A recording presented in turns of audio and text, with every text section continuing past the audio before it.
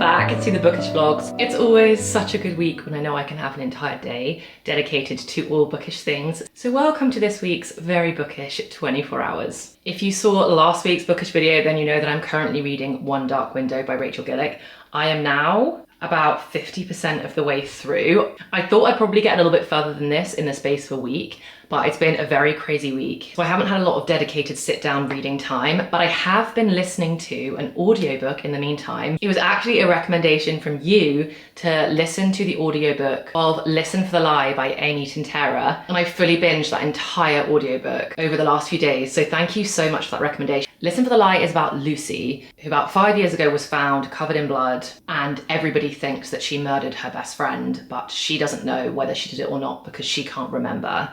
And it's 5 years later, and there is a man called Oliver who has a true crime podcast and is doing a podcast about this unsolved case and is trying to work out whether Lucy actually did it or not. So it's got that kind of true crime spooky vibes to it, while they're trying to work out exactly who was it that murdered Savannah, which is the name of the girl who was found dead, and whether or not it was Lucy or not. If any of you have read the book How to Kill Your Family, the vibes were slightly similar to that. The plot is obviously not the same at all, but in terms of the writing style and the main character's like very dry, slightly dark, very dark sense of humor, How to Kill Your Family and Listen for the Lie had kind of similar vibes to them. I think overall I'd probably give it like 3.5 stars. I definitely enjoyed it as an audiobook to be listening to in the background, and honestly I would almost recommend listening to the audiobook version of it over reading the physical copy of it, because it is about a podcast, there are some chapters which are like episodes of the podcast where Oliver is interviewing people from the small town, who's got kind of small town vibes.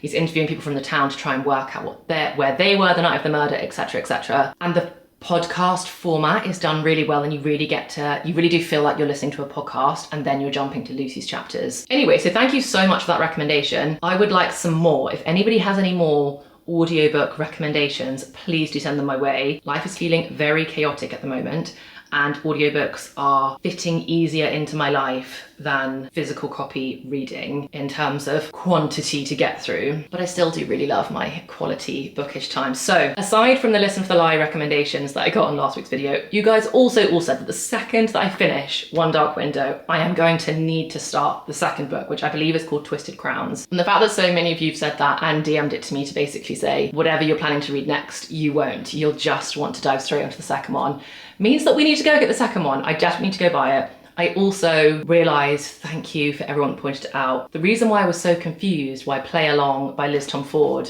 in my previous week's bookish haul wasn't about Kai is because I picked up the wrong book. The third book is about Kai, which if you haven't read the series yet, you'll work out who they all are when you get to it. But anyway, the third book is Kai's book, and I thought it was supposed to be. So when I read the back and it was about some other guy, I was like, what is going on? Anyway, so I also need to go and buy Caught Up, which is actually book 3 of the Windy City series. So we're gonna head to a bookshop, we're gonna buy Twisted Crowns, hopefully we're gonna find a coffee shop, and I'm gonna get myself some nice lunch, a pastry, some coffee, we're gonna sit, we're gonna binge some more of One Dark Window, and it might be a tall order, but I'm hoping that in this video, in the next 24 hours, we can get this book finished.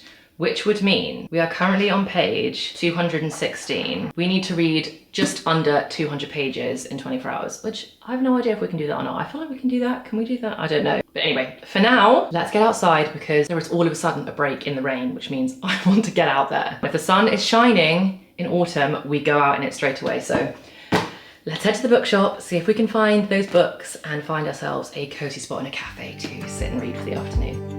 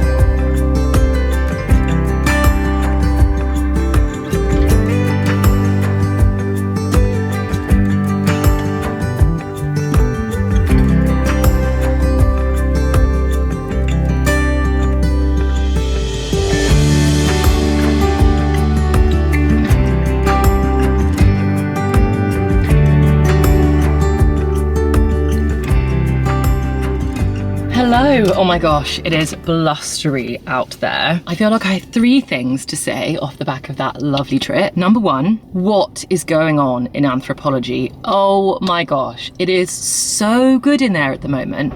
I feel like lately anthropology has not been hitting very hard for me. And I went in today, it got to the point where it was physically painful and I just had to leave. After saying all that stuff, literally, I think it was last week's video, like the video from a few days ago, being like, well, I'm not really gonna buy any actual pumpkin stuff because I don't have anywhere to store it. That like checked dark green and like cream stained glass pumpkin thing was so nice. And I was staring at it going, I reckon I could get away with this sitting in our house all year round. I think Cameron would be fine with a 365 day a year pumpkin. Oh, it was, and all of the like Halloweeny spooky glasses, the ones with the little pumpkin and the little ghost inside the glass, and the glass with the bats on. Oh my gosh. Anyway, I was very restrained because I actually don't have a huge budget for home stuff right now. I've got a budget for antique shopping, which I'm going to go to an antique show in a future video soon, and I'm trying to save my home money for that shop because I'm just really excited to go antiquing. But anyway, I'm going to put together a few spreads of my favourite bits in anthropology at the moment, and I'll put it on my Like to Know It, so I'll have that linked in the description box. You can go to my Like to Know It page and see my latest home favourites, because there were so many things in there that were so cute. Second of all, I had such a successful Waterstones trip as well. I should have said, I've driven to Richmond to go shopping today, and Richmond is already just a 10 out of 10 location. I mean, if I could live in Richmond, I would. It's so beautiful here. And that Waterstones is amazing. It is a bit of a drive, but I feel like I'm going to be committing to that drive more often. It is stunning in there. And I really feel like for the last few book trips, I've struggled to find the books that I wanted to find. In there, it was just, oh, that one. It was just, it had everything. Anyway, so, because I'm trying to be sensible, I only bought 3 books.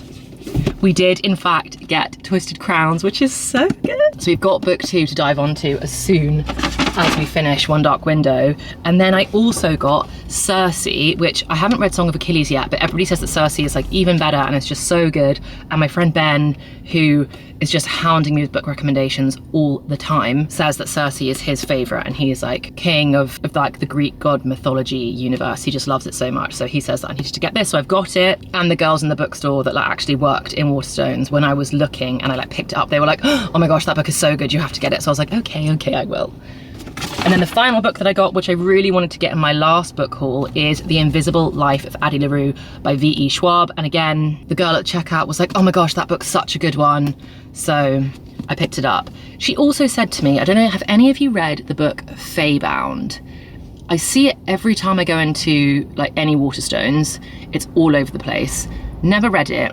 And I don't feel like I've seen many people talk about it either, but she was like, oh, Feybound is so good if you like fantasy type books. So has anybody read Feybound? What do you think of it?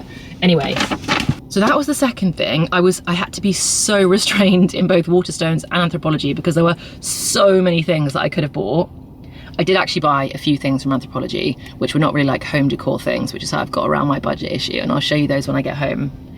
And then I didn't really get as long to read in the cafe as I was hoping for, because I got a message saying that my car was going to run out of parking things soon and I'd have to move my car. So I basically only read in there as long as it took for me to wolf down that toasty, which was so good. And then I basically came and sat and read on the park bench just outside my car so that I could see if any ticket man was coming, but no one's come, so that was the right move really, just to sit and read on the bench. It's really blustery today, very autumnal, but it's not actually that cold. Like, I'm in a cardigan. To be fair, this is cashmere, so it's keeping me warm. Is it cashmere? It's wool or cashmere of some description, so it is keeping me very toasty, but it's not actually that cold. Anyway, my final thing to say is more of a moan, is I went to Oler & Steen for my lunch and I got a chai latte, and it is nowhere near as good as Gale's. This to me tastes like all of the candles that I was smelling in Anthropology before I went for lunch. I mean, it's kind of cold now because obviously it's been ages since I bought it. Yeah, it just tastes like a candle. It doesn't taste like... Anyway, so if you're debating trying their chai latte, I bought it so you don't have to. Skip that one. Stick to Gale's if you're going to treat yourself to an oat chai latte, because that one's average. Anyway, once again, the sunglasses are going on just to keep the hair out of my face. I now need to drive to Lavender's in Isleworth, which is my secret location for buying all things Christmas decor. I'm not going for that. I'm actually going to pick up something for a friend who's using it as a bit of a stockist supplier for some of the bits for their wedding. But I will show you Lavender's properly when it comes to Christmas time, because it's just like my favourite sneaky find in southwest London. It's basically a shop that has like bulk, like dried flowers and candles and like wooden stumps, and they basically are a stockist for florists, so you can kind of go there and get like the wholesale prices. It's tiny and it's only open during the week and one Sunday of every month, I think, because it's not really meant for the public. Like, it's not laid out like a nice shop, it's kind of like a small little warehouse, but it is amazing. It's one of those places that's literally just, if you know it, you know it. Anyway, I'm gonna drive there, pick up some of the bits for my friend for the wedding that's in a month, and then we'll head home. We can do a little bit more reading, we can light the fire, and I'll show you all my bits from Anthropology. But anyway, that was a lot of prattling. Sat in Cameron's car again, and Cameron's car doesn't have the same tripod that I do have in my car, so it's a lot harder to talk to you properly in here. But anyway, I'll see you when we get home. We are back. All of the curls from this morning have fully gone, which is always what happens in that weather. This vlog is really putting the ish in the bookish content this week, because I know this is not as book focused as some of my other book videos, but I just wanted to show you the couple of things I got from Anthropology because I thought they were so cute, even if they weren't book related. So they're all wrapped up in like endless bits of tissue paper. I'm gonna have to save this tissue paper so I can use it for something, because otherwise this is just crazy. So the first thing I got was these little bow earrings. Don't you think these are so precious? I am like a mixed metal kind of gal, you know, my ring is like gold and silver, and I got a watch for my birthday which is also gold and silver, and all my bracelets are always gold and silver. Anyway, I just love mixed metals, and I just don't have enough silver earrings. Like, all of my earrings are always gold, and I thought these were so sweet. I also think these are going to be so nice for Christmas. I just think that bows on things, like, it's like the Christmas party season accessory, not accessory, like Christmassy thing that's not like a candy cane or like a Santa hat or something. Bows are obviously not strictly Christmas. Maybe I feel the same way about bows as I do about pearls. I think they can be summery and spring-like, but to me, a bow like belongs at Christmas. Anyway, so I got these, which I just think is so sweet, so I'm very excited to wear these. And I got another pair of silver earrings. They just had such a nice collection in there that kind of look a little bit like a paper clip, but they're just little dangly, like straight drops. And again, I just think they'll look really nice. So I got 2 sets of earrings, really spoiling myself. And I always think the Anthropology earrings are such good quality. Honestly, I've never actually bought any for myself. I always buy them as gifts because I think they're such a lovely gift. And they're always kind of around like the £40 mark. They're not super duper high street level cheap. You know, my other silver earrings that I've got at H&M, and they're like £3 or something. So these are like much better quality, but they're not too expensive. So they make such lovely gifts for friends and things. Just any of their earrings. Anyway, I'll link both of those. And then I also got, which I'm gonna use right now, a candle. They had so many beautiful candles in there that were in shapes of pumpkins and so many different ones that I so could have got and maybe would have been a better home decor fit for all the things I'm looking for the house right now. But this one just suckered me in with the smell so much. It was at checkout. It's one of those checkout impulse purchases. I just think this one smells so nice. The candle is called Folk, a collection in ode to the folk who shaped this land. We salute them. Flowering gorse and honey. A natural and handmade soy wax candle. This is in the scent Belong. We could learn a lot from our tribal ancestors. They wandered in the wild, laid down roots, and patiently waited out blustery storms. So here's to them and to you. May you find a home wherever you wander. I just think it just seems really nice. The brand is called Field Day. And the person that commented on last week's video, it was like, why do you show us the inside of a candle? You know we can't smell it through the screen, right?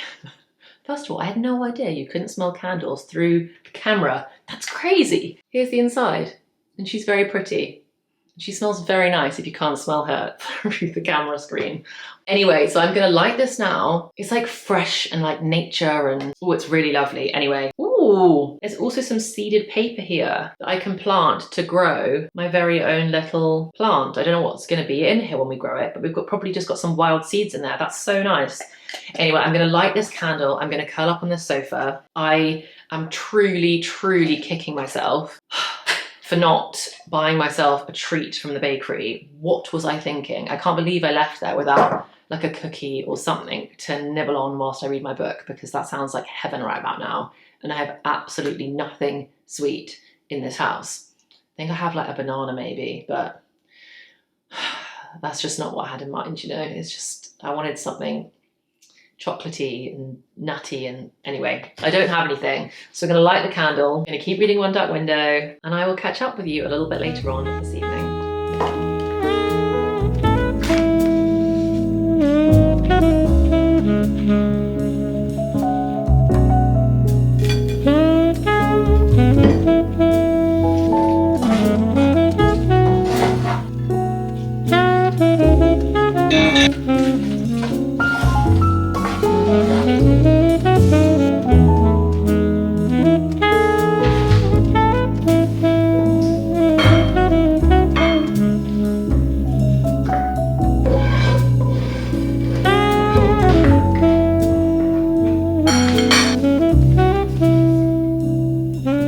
This is officially my dinner plans. I feel like I haven't shown you many of my like just literally throw it together whatevers in the fridge kind of midweek meals in such a long time. This was truly the scraps, what we had left in the fridge. We've got our food shop coming tomorrow, which is why we've just got nothing in the house, but we had a little bit of halloumi left over, so I've chopped up like the last of the halloumi into little chunks and fried them, and we had half a pretty dodgy courgette, a tiny little spoonful of Philadelphia in the bottom of the packet, and I've just thrown all those things together with some garlic to make kind of like a creamy halloumi courgette spaghetti type thing with a bit of cheese on top. I mean, I'm pretty sure that combo is like not a thing, but I reckon it's gonna be pretty good.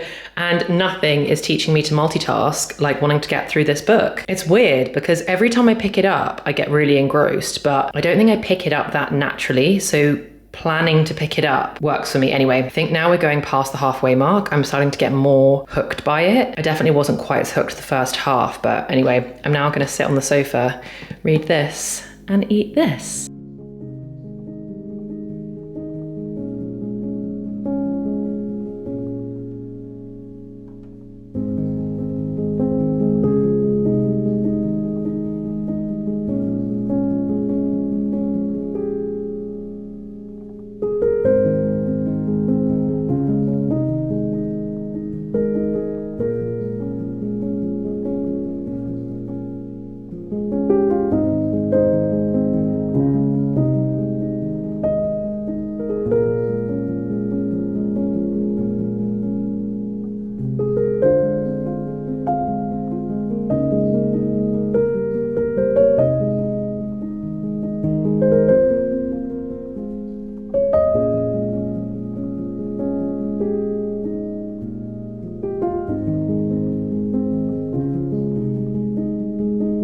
So, I have been slowly sinking deeper and deeper into this bed while I read, and I'm officially very tired, so we're gonna go to bed. The chances of me finishing this, well, tonight is 0, and even tomorrow morning is probably quite slim, but I don't know. I clearly have no comprehension of my reading speed or much of a realistic view of how much I can realistically read in the time that I've got. Anyway, I'm not gonna finish it, but things are starting to happen. It's kicking off a bit. We've all of a sudden got a little bit of romance in the book. Didn't know there was going to be any of that. It's very demure, but I always love it when there's a little bit of something in there, you know? So that is very fun. I still just love the magic system so much. Something that we knew as readers, or I feel like was extremely obvious as readers for a while, has just been like confirmed to the main character. I can't tell you how much Elspeth gives me Evangeline from Once Upon a Broken Heart vibes. It's that same like naive, innocent damsel energy, except Evangeline really was like a full-on Disney princess, Rapunzel from Tangled, damsel, just like very naive, very happy-go-lucky, believed in true love kind of vibes. Elspeth is more like, she does have like a badass, powerful side, but she's also got like the innocent, naive damsel thing going on anyway. So I feel like there was something that we as readers knew for ages that Elspeth just like hadn't worked out yet, and we were like, come on, hun, get with the program. It's obvious what's going on here. But I am loving the way they are very slowly revealing the plot. I'm understanding more and more what it is that they're trying to do, but it still feels like there's a bigger picture that hasn't been revealed. And last thing before I go to bed, because my thoughts are probably not going to be the most articulate tonight. I really love the way that they end each chapter. I really love the construct of the book. First of all, I love the little rhymes and the little mini poems that you get at the beginning of each chapter that like allude to a little bit more of the magic or reveal a little bit more of the plot in like a really mysterious way because it's written into a rhyming poem. So like it gives you a little hint of something. And I think that's done so well. And every time I start a new chapter, it makes me so excited to start a new chapter, to like read the new poem kind of a thing, which I think's done really well. And then the way the chapters are ended, I really like the way the chapters just kind of end while the characters are like in the middle of a conversation. It feels like the scene hasn't fully played itself out or hasn't fully finished. And it's still continuing on whilst we move on to reading about something else, which I don't know if I'm explaining that very well, but it's done really cleverly in my opinion, because it feels like the story's just kind of like all moving around you and it's continuing to evolve, and it keeps you gripped right to the end of a chapter because it doesn't feel like the chapter ever winds down. It just kind of stops halfway through a conversation and you kind of are left to fill in the blanks of what else is said, or the conversation gives you enough to like know what's going on. And then the poem thing starts you off at the next chapter, so then you're excited to start the next one. Anyway, I think it's written really well so far, and like I said, I love the structure. Anyway, it's ridiculous that I'm looking at you from this angle, but this is the level of laziness and sleepiness that I'm at now. And I realised when I was like, now I'm visually getting tired having to read my book, holding it over my head. So I'm gonna get some sleep and we're gonna pick up again tomorrow. I reckon I've got a fifth left, maybe 100 pages left of the book, 150 pages left. I don't know if I'm gonna get to finish it, but let's give it a serious go tomorrow. I believe in me, I believe in us. I choose to believe in myself. Right, can you see a little foot there? Oh yeah, you can. I'm a 30-year-old woman. I don't love saying that out loud. I'm a 30-year-old woman that still sleeps with the cuddly toy that she was given when she was a baby. Yeah, that's true. I don't know if any of you are also in your 20s or 30s or even later in life and still sleep with a cuddly toy, but I do. Anyway, good night. I will see you in the morning.